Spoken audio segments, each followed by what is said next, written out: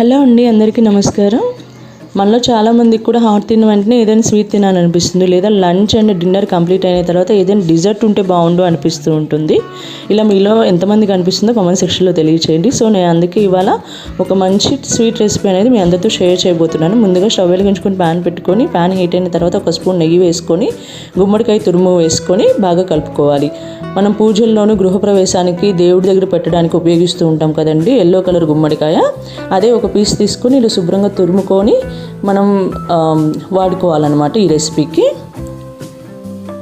ఇలా 5 నుంచి 10 నిమిషాల పాటు ఈ తురుముని బాగా కలుపుకుంటూ ఉండాలి మీడియం ఫ్లేమ్లో, అడుగంటకుండా. కాస్త దగ్గరకు పడుతుంది 10 నిమిషాల తర్వాత. ఆ టైంలో ఒక స్పూన్ పంచదార కూడా యాడ్ చేసుకోవాలి. మంచి గుమ్మడికాయ కొంచెం స్వీట్గా ఉంటుందండి టేస్ట్కి, కాబట్టి మనం చాలా తక్కువ పంచదార యూస్ చేసుకుంటే మంచిది, లేదా మీ తీపికి తగ్గట్టుగా మీరు పంచదార యాడ్ చేసుకోవచ్చు.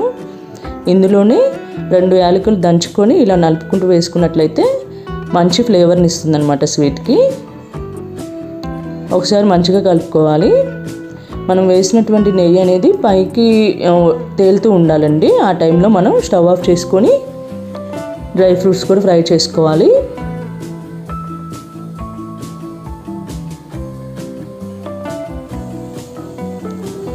ఇప్పుడు ఫ్రై చేసుకున్న డ్రై ఫ్రూట్స్ని హల్వాలో కలుపుకోవాలి.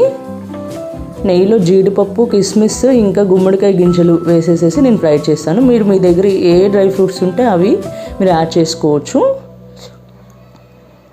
ఒకసారి కలుపుకొని బౌల్లోకి సర్వ్ చేసుకుంటే టేస్టీ గుమ్మడికాయ హల్వా మనకి రెడీ అయిపోతుంది. మనం ఈ యొక్క గుమ్మడికాయ హల్వాని దేవుడి దగ్గర ప్రసాదంగా కూడా ఉపయోగించవచ్చు. ఎందుకంటే గుమ్మడికాయ చాలా పవిత్రమైందని చెప్పేసి అందరు చెప్తూ ఉంటారు కదండి. మనకి ఏ ఫంక్షన్ అయినా సరే ముందుగా గుమ్మడికాయనే వాడతారు, కాబట్టి చాలా మంచిది గుమ్మడికాయ హల్వా హెల్త్కి కూడా. మీరు కూడా ట్రై చేయండి.